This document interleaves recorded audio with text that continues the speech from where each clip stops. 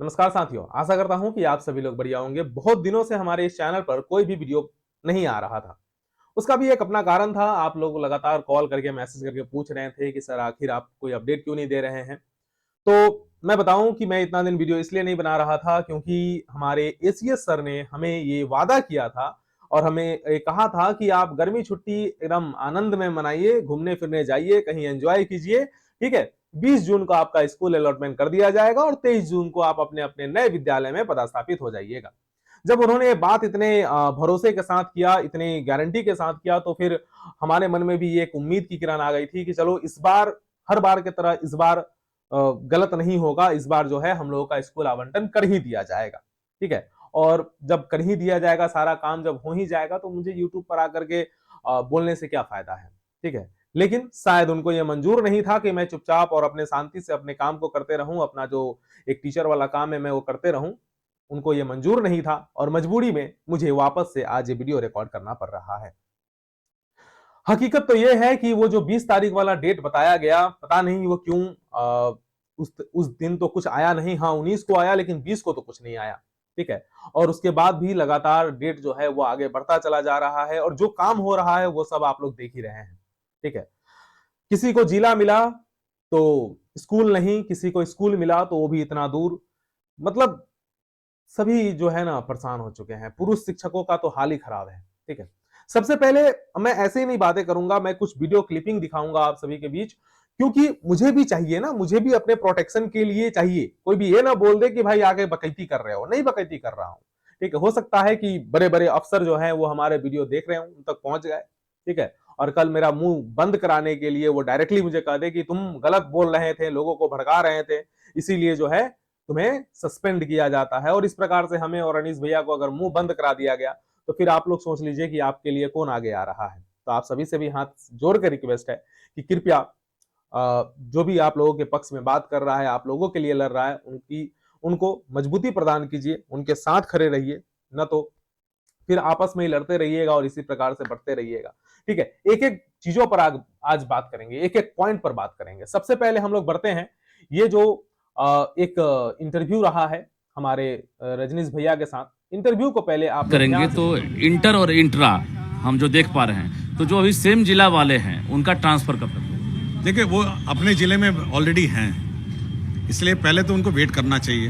1,90,000 की बात है, उनको वेट करना चाहिए। पहले दूसरे ज़िले से जो आ रहे हैं, पहले उनको अपना ज़िला अलॉट हो जाए। उसके बाद फिर वो तो अंदर ही हैं, वो तो कभी भी करा सकते हैं। 60 किलोमीटर वाले भी हैं, 70 किलोमीटर वाले भी हैं। ठीक है, बहुत हैं। अब मुझे तो आवेदन पत्र आते हैं, किशनगंज से वो जाना चाहती है गया, या गया से वो जाना चाहते हैं बेतिया। सेम जिला में भी सर 70 किलोमीटर वाले भी हैं, 60 किलोमीटर वाले हैं। वो तो रिजॉल्व हो जाएगा। देखिए, वो उनकी स्थापना अपना अलग है, सेम डीओ है, सेम प्रशासन है, सेम चेयरमैन है, डीएम है। उसमें सुना होगा आप लोगों ने, इस जगह पे वो बात कर रहे हैं कि सबसे पहले तो अंतर जिला वाले को जिले के अंदर लाएंगे।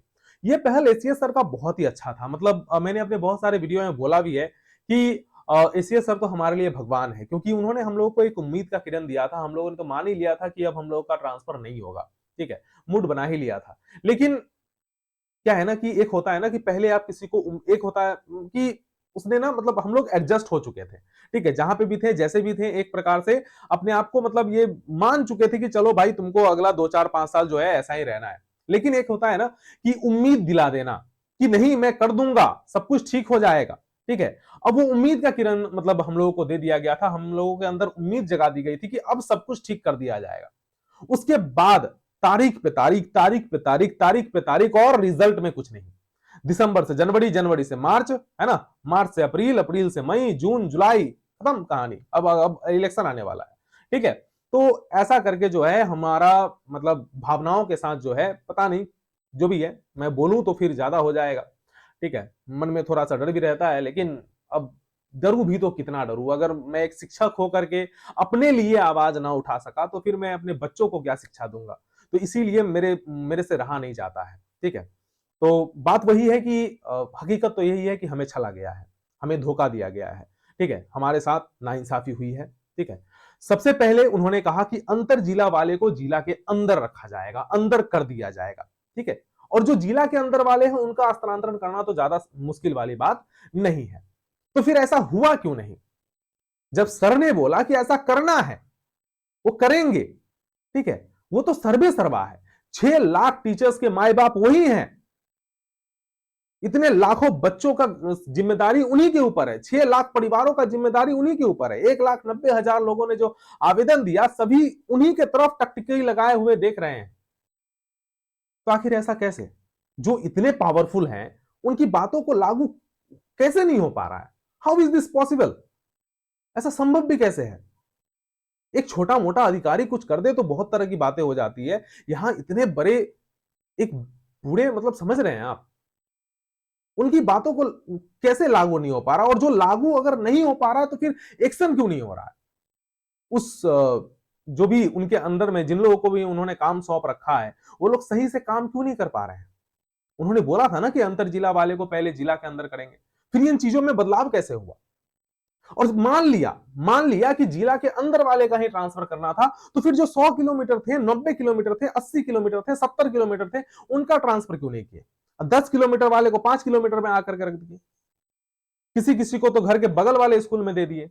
और जो जो जरूरत था, जो दिव्यांग थे, उन लोगों को अब तक नहीं मिला है। ऐसा जगह पोस्टिंग कर दिया गया है कि मानो जैसे उनको ट्रांसफर ना, बल्कि उनको अभिशाप दिया गया हो।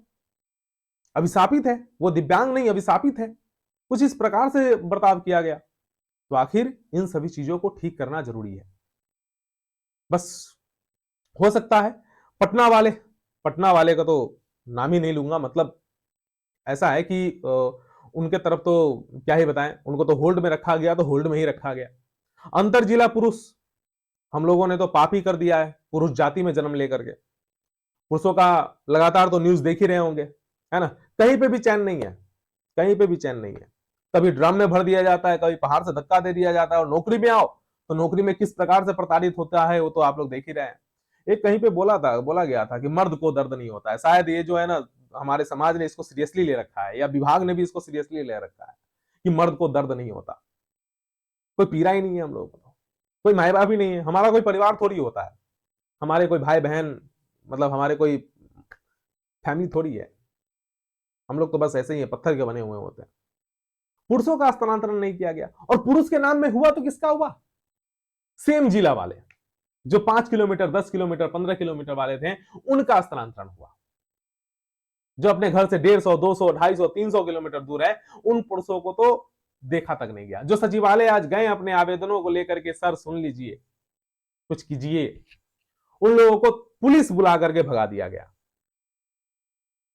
दौड़ाया गया, जाओ यहां से, कोई नहीं सुनेगा तुम्हारा। तो फिर आखिर हमारा माए बाप है कौन? कौन सुनेगा हमारा?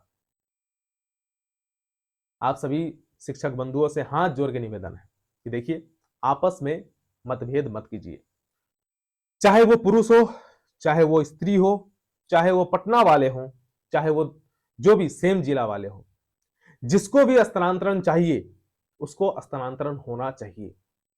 कहा जा रहा है रेशियो को लेकर के मैटर हो रहा है, रेशियो कि जिला का शिक्षक और बच्चों का अनुपात बिगड़ जाएगा। आखिर टीआरई 4 कहां से आएगा? अगर रिक्तियां नहीं है तो टीआरई 4 की बातें, जो 80,000, 90,000 जो रिक्तियों की बातें कही जा रही है, वो कहां से आएगा? जो 1,90,000 लोगों ने जहां पे आवेदन भरे हैं, वो 1,90,000 कहीं ना कहीं से निकल के तो जा रहे हैं ना। तो फिर वो 1,90,000 लोगों को स्थान रिक्तियां नहीं है क्या वो? और वो जो 70-80,000 जो टीआरई 4 में आने वाला है, क्या वो रिक्तियां नहीं है क्या? तो इन सब रिक्तियों को क्यों नहीं एडजस्ट किया जा रहा है? ऐसा कुछ नहीं होता है। अभी भी बहुत सारे स्कूल है जहां पे टीचरों की बहुत भारी किल्लत है। हम लोग शिक्षक हैं, हम लोग भी इसी समाज में रहते हैं, और शिक्षक से बड़ा समूह किसी का नहीं है बिहार में। हम लोग को पता है कहां पे क्या है और नहीं है। तो इस प्रकार की बातें करना बिना सिर पैर वाला कहीं से भी उचित नहीं है। जो भी है, इसको मैं तो बस इतना ही रिक्वेस्ट करूंगा कि इन सभी चीजों को ठीक किया जाए। और रही बात कि चुप कराने का, तो ठीक है, चुप कराया जा सकता है, चुप करा भी दीजिए, चुप हो भी जाऊंगा, ठीक है। लेकिन जो मेरे पीछे या मेरे साथ जो खड़े हैं, कब तक? आप, सिंपल सी बात है कि अन्याय के लिए तो 6 लाख शिक्षक हैं, तो कोई ना कोई तो निकलता रहेगा। कितने पीएस ठाकुर को दबाइएगा, कोई ना कोई पीएस ठाकुर बन के आएगा, ठीक है। तब तक के लिए आप सभी जितने भी अपने साथी हैं सभी से रिक्वेस्ट करूंगा कि वीडियो को ज्यादा से ज्यादा लोगों को शेयर कीजिए और सबको जोड़ के रखिए। अभी लंबा चलना है। चलिए, धन्यवाद।